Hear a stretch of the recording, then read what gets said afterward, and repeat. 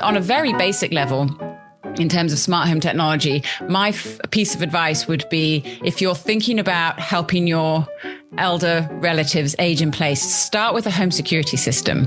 Not just for the obvious benefits, because, it's a way of helping ensure that they're safe, but it also starts to introduce technology into the home and gives you proof points for things like, have they left the house this morning? Because did the contact sensor on the front door open? But they're also getting the benefit of feeling like, well, I have some security in my home. I can feel a bit safer.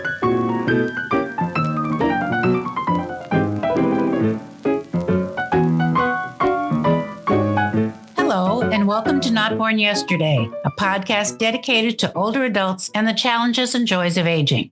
I'm Miriam Goodman. Not Born Yesterday examines the problems and solutions of growing older today. We bring you the wisdom and voices of experts in the field of aging and offer tips on how to feel your best, use your lifetime skills and experience, and make the coming months and years as fulfilling as possible. I'm Lynn Winter-Gross. Not Born Yesterday is brought to you by Next Village San Francisco, a local nonprofit providing older adults with support to help age in place, and by Assisted Living Locators, a San Francisco Bay Area senior care advisory service, helping families make informed decisions about senior care and living options.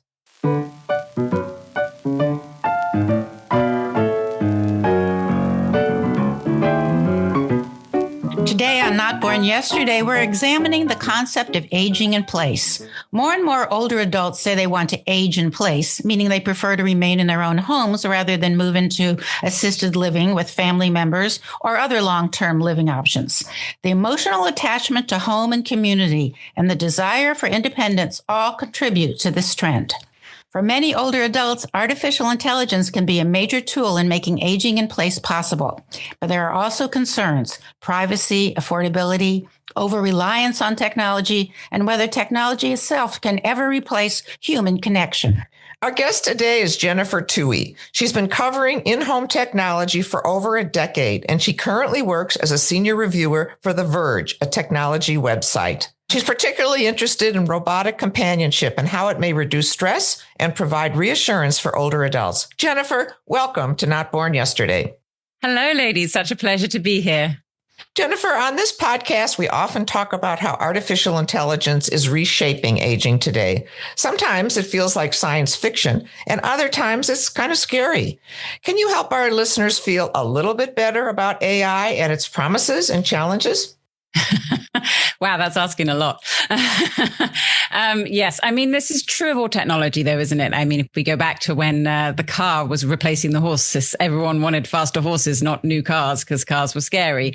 And to be fair, we were right.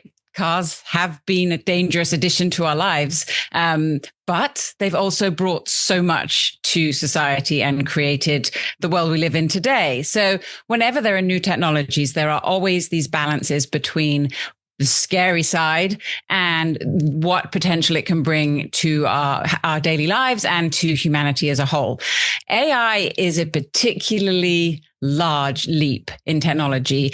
It is akin to, yes, say, going from the horse to the automobile or going from the candle to the light switch. It's a big shift and a big change. And one of the things that makes it particularly difficult to kind of get your hands around is that it can affect everything.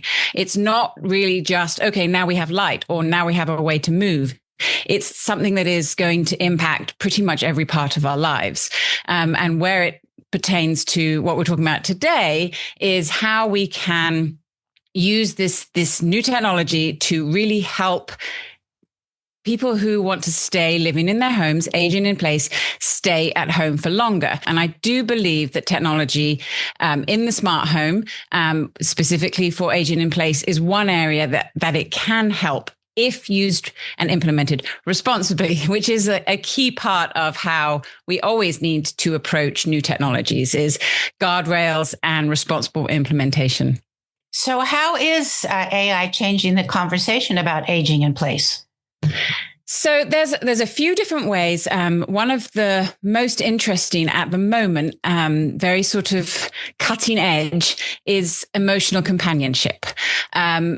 The immediate reaction to telling anyone that they may want a robot as their companion is, well, that's just absurd. There are billions of people on the planet. We should be each other's companions. And that's totally true. I mean, it would be wonderful if every person still lived surrounded by their grandchildren, their children, their great-grandchildren, their neighbors. But it's just the fact of our society today that globalization has broken up that family environment that was very much part of society up until about a century ago, where you were born, grew up, worked, married, had children, died, all in the same village, or maybe the same town, sometimes maybe the same county or state. Today, a lot of families don't, when you have your first children, when you get married, you're a long way away from family. That then translates into when you're older, it's less likely that you are surrounded by your family. And of course, there are substitutes to family, friends, work, colleagues, companionship in different ways. But ultimately, one of the sad things about the globalization of society is that we do end up more likely to be living alone in our older years. Where we can see AI companionship is as filling a gap, not replacing. If there is the ability to have human companionship, that's always going to be superior. But when there isn't, if the alternative is no connection, then using some type of artificial intelligence can be a boon. Now, I don't want to say that I'm here to advocate for artificial intelligence, but I am interested in, I have been watching what's been developing in this space. And I do think it's quite promising. Because there's been studies done and there've been some interesting companies that have emerged recently that are using the capabilities of generative AI, large language models, predictive text to create genuine connections with humans. And yeah, that's the interesting part. And that's where being able to replicate some type of human connection has started to emerge. But a couple of these companies that I mentioned earlier that have that are starting to sort of figure out how to harness this technology responsibly. There's one called Intuition Robotics. It has produced a product called LEQ. That's ELLIQ, and it is a artificially intelligent robot. But don't get worried about arms and legs. This is just a little guy that sits on a table, so it's not going to walk around your home. But it's if you're familiar with the Amazon Echo, which has the Alexa smart assistant in it. Now that's an early form of AI. This is similar to that, except for it's proactive and it's specifically designed for elders, or seniors who want to live in their home but perhaps don't have companionship.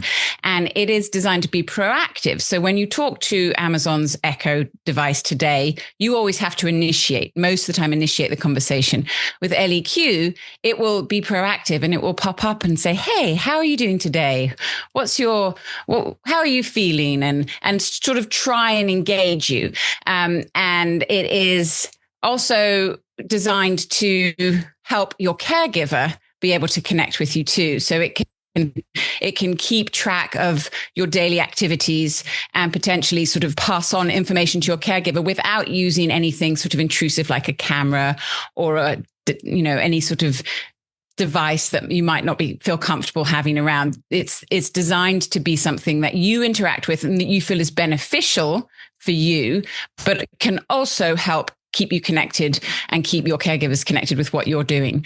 So that's one device. And I'd love to talk a bit more about it. It's very interesting. It's specifically designed to address loneliness, which when people are aging in place, which as you mentioned at the beginning is a goal of a lot of people. They don't want to end up going into care homes if they don't have to. But the problem you then get is potentially lack of connection. And for older adults, it can increase the risk of anxiety, depression, dementia, heart disease, and premature death by up to 30%. So with statistics like that, finding solutions sort of becomes a real priority, I think, for the healthcare system. And so what's happened with LEQ is that there have been some sort of local state sponsored programs where they've put LEQ into people's homes to help address loneliness. And they had some really impressive results with it. What happens if it asks me how am I doing today and I'm lying on the floor somewhere and can't answer? So this is the caregiver feature, which they've just recently added. And this is when it would then alert. So your caregiver would help set it up, and they would have a separate app that doesn't necessarily show them or tell them everything you're doing, but would flag anomalies or any particular problems that might have arisen. And the device, this is part of the artificial intelligence. It learns and adapts and predicts your behaviors. And when those behaviors don't happen the way they should, when there's an anomaly, it would send an alert to a caregiver. And, of course, again, when we hear this conversation, it's like, well, I'd much rather my daughter call me rather than hear from a robot. Definitely, that's always better. But, we know that life is busy. Daughters don't always call. They don't call 4 times a day.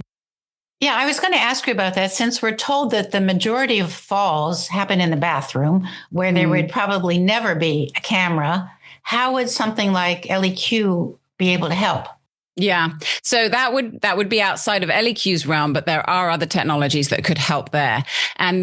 So you're right. Obviously, no one wants a camera in the bathroom. And there have been interesting technologies over the years, like the pendants, the life alert pendants, so that you would wear on you and then you press the button if you need help.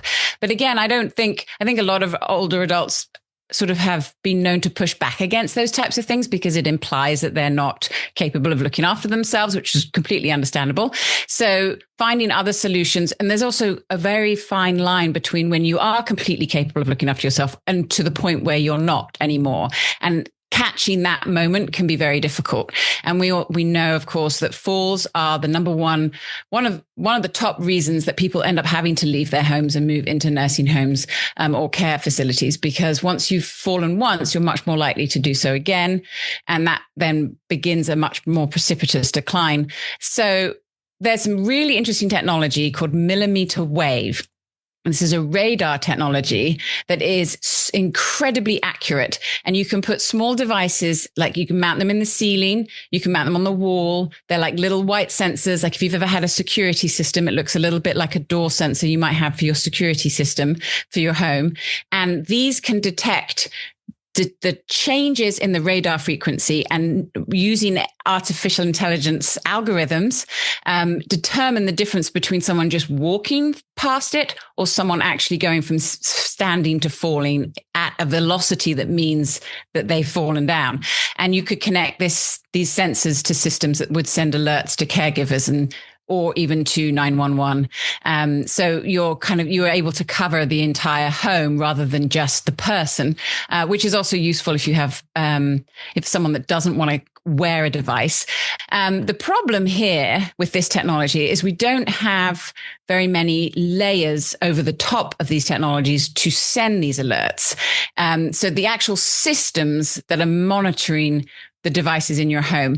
One just launched, it launched about a year ago, but got some interesting upgrades recently from Samsung. So this one that launched recently from Samsung is called Family Care, and it uses its overall smart home intelligence to monitor every connected device in your home and use AI to figure out anomalies and changes in habits and routines, and then be able to send alerts to a caregiver. There's still a lot of fear about technology in people's homes, but the alternative being moving to a nursing home or a care community. It feels like there should be more interest in this space than there has been. And I think it's largely down to education. Like people just don't really know that this type of technology exists. So looking at so many things that you have seen in terms of taking care of aging in place, how do you feel about the intrusion, the privacy? Let's start with LEQ. I don't want to put you on the spot, but what do you think about it? Yeah. So again, to my point earlier about doing things responsibly, one of the things that LEQ, Intuition Robotics, does very well is it's all local and kept on the device. So local on device means that when you use or interact with the device, everything is processing and happening in its computer on your table. It's not going up to a cloud or out to other people, unless you've specifically asked to, like you're connecting with your family. It does have a little screen, so you can have a like a FaceTime call, like you would with an iPhone. And this is one of the big challenges about AI. It's a very intensive processing, computing intensive technology. The majority of these services that use AI do rely on the cloud. And so finding solutions that work locally in a home, they may not be as advanced, but they're much more controllable. You're more able to keep them in like the walled garden. So you don't need to worry so much about privacy. However, on the flip side, anything connected to the internet in any way does have privacy implications, which is one of the reasons I think it's important to move away from cameras, which is something I've seen a lot of caregivers use to help monitor their relatives and their loved ones. And that just never feels like a great solution for anyone. I thought I read that LAQ said, do you want to go for can I ask, do you want to go for a walk? What do you want to do today? Do you want to hear some music? Yes, it can do all of those things. Yes. The quadruped, the familiar, can actually go on the walk with you. That's the difference. Yes, LEQ can, one of the new features they added not that long ago is a bingo night, and it will connect you with other LEQ users and you can all have bingo together. But again, a lot of these solutions do feel like perhaps they're creating less of a connection with the real world and more of a reliance on technology, which is one of the downsides. And we're still at the very beginnings of understanding how beneficial artificial life, in this sense, artificial intelligence, can be for people who are living on their own and are lonely.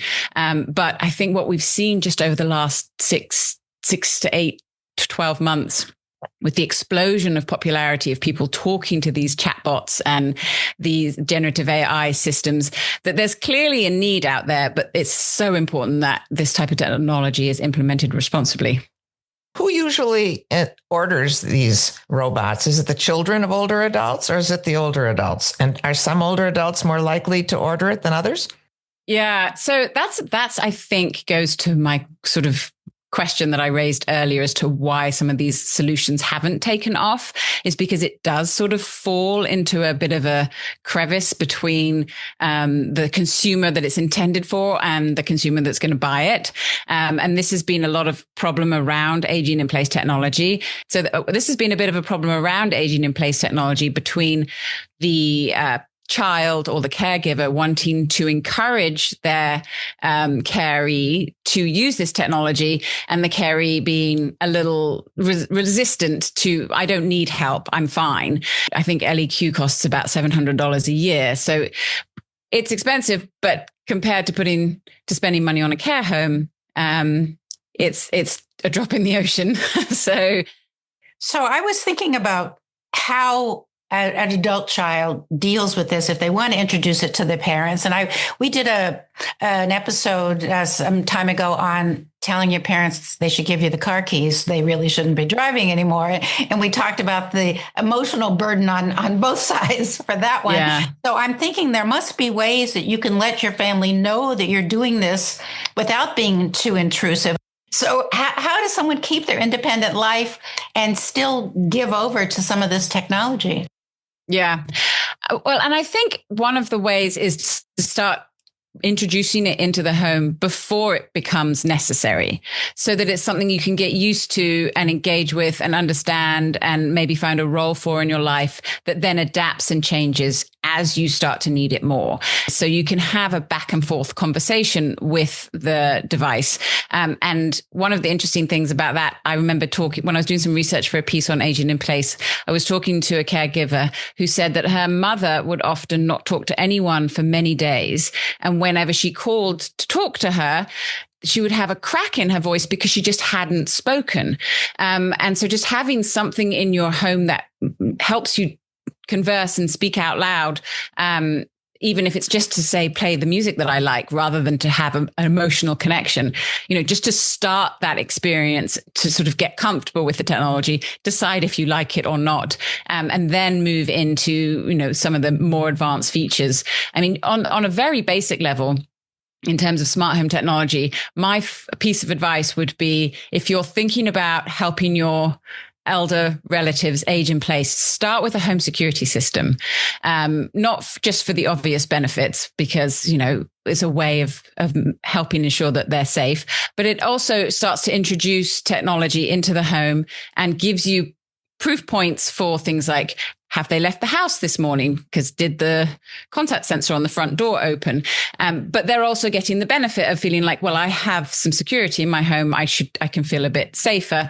And then you can add devices on top, like smart lighting or smart shades, which sound like, oh, that's all sort of science fiction. Why would I need that? But when you get older, lighting becomes really key in your home. You want things to be properly lit so you're less likely to fall. So if you have motion sensors that can turn the light on when you walk into a bathroom, timers that raise the shades in the morning, because rather than you just end up sitting in the dark all day because you don't feel well enough to get up and open the shades. Just these types of things can help make the home feel like a better environment and hopefully help you feel more mentally aware and happy. Do you think there's a possibility that, let's say, the adult children will think that the parents don't need them so much because, oh, they have AI, they don't need me? Yeah. Is there a fear of that happening? I mean, that's going to come down to your individual personalities and relationships, I think. I think the most children that would be interested in trying to get this technology in people's homes, in their parents' homes, is because they want to help them and they want to have more information and more connection, because that is part of the benefit of specifically the LEQ and then the Samsung Family Care that I was talking about, is they do connect to the caregiver. So not only are you in theory creating some value in the home, but you're also creating that connection. But to your point, like, yes, if I get an alert every morning that my father got out of bed, made his coffee, am I less likely to call him? Quite possibly. But then also the flip side is these caregiver apps might be like, oh, your father got out of bed and had coffee. Why don't you give him a call and see how he's doing? So yeah, it's all about how it's implemented. And that's what I've been kind of watching closely as this technology has emerged. I mean, LEQ's been around for almost a decade. And when it first started, the thing was as annoying as hell. But now it's really refined its sort of algorithms and figured out how to interact more acceptably and be less irritating, because that's its purpose, and is it's trying to be interactive. But yes, there's definitely, I think, this to the point of robots being any type of social companionship.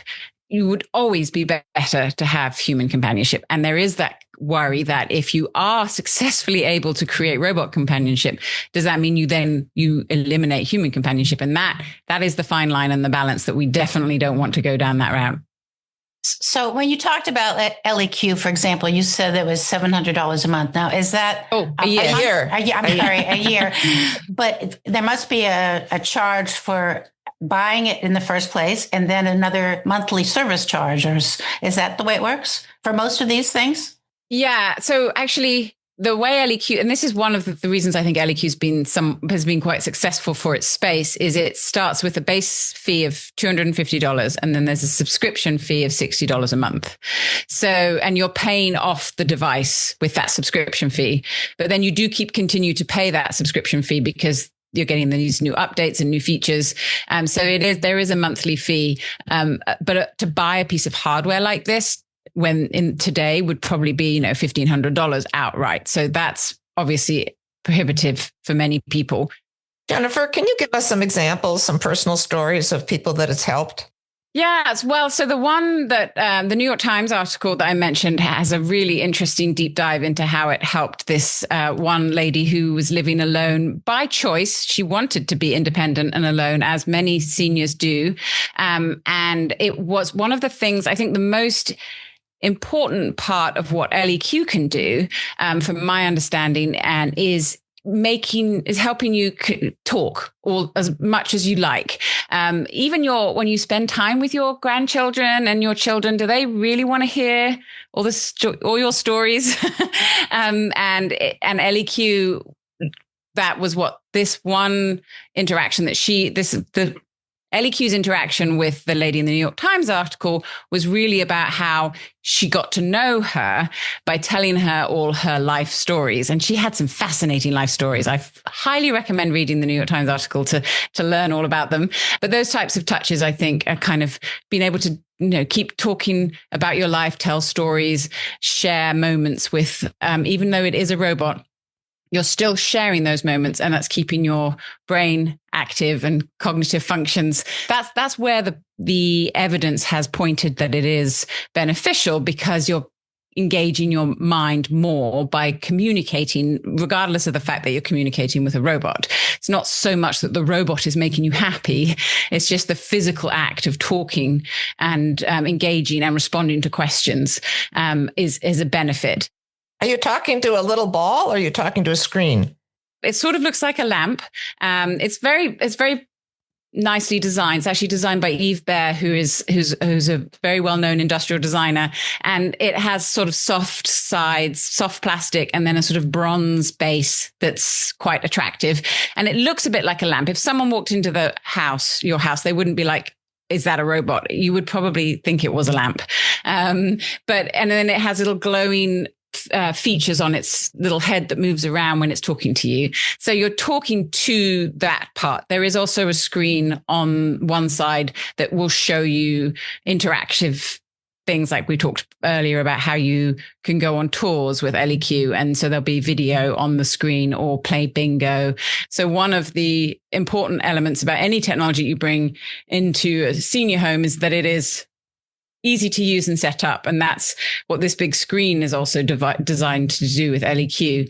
But again, it's a screen and it's a robot in just one room. So it is limited in its abilities and functions. But I think one of the things that I like about, I said I've been following this company for a decade now. One of the things I like about what they've done is that they've done this responsibly and slowly. They're not sort of jumping on like an AI bandwagon, which is what we're seeing happening with a lot of other companies. And if you're looking at bringing any kind of AI technology into your home or into the home of a loved one, you want to make sure you research the company, make sure you read reviews, and know that this is something responsibly developed.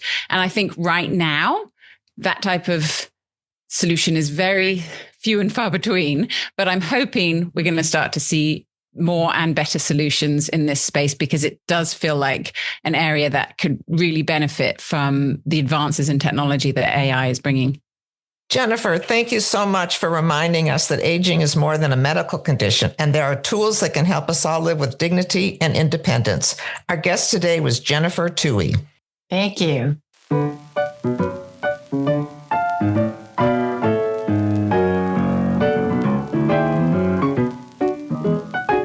News you can use, we're reporting the results of a study done recently in Japan. While many older adults give up cooking when they retire or as they age, the Japanese study of over 11,000 seniors over 65 found that preparing a home-cooked meal at least once a week resulted in a 30% lower risk of dementia. And here's the most unusual finding. Those with limited cooking skills found the protective effect of cooking lowered the risk to 70%. And these numbers held even after factoring in education, income, and other lifestyle factors. Researchers say the result did not mean the people had suddenly become home chefs, but the process of planning, problem solving, and physical activity required to plan a meal gave the aging brain a workout. The study recently published in the Journal of Epidemiology and Community Health followed participants for 6 years. What a nice reminder that something many of us do every day can affect our health and longevity.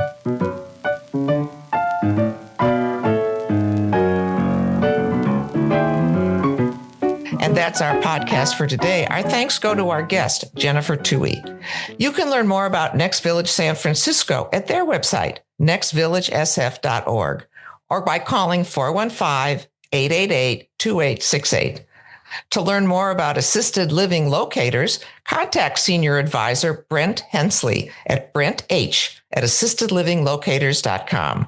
That's BRENTH at assistedlivinglocators.com.